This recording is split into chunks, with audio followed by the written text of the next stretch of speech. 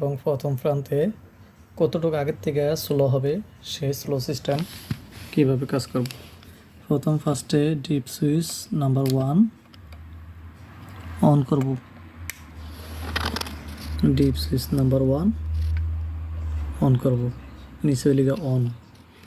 Deep switch number 1 on করার পরে এখানে আমরা আগে কোন দিকে নিব সেদিকে আমরা এভাবে প্রেস করে ধরব। এভাবে প্রেস করে ধরে আমরা রিমোটে চাপ দিব।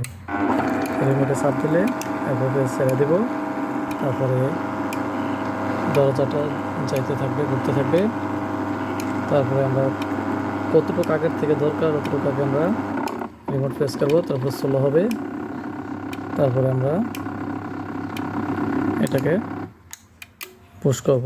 পুশ করার পরে আবার যেদিকে করছিলাম তার উল্টা দিকে করতে হবে।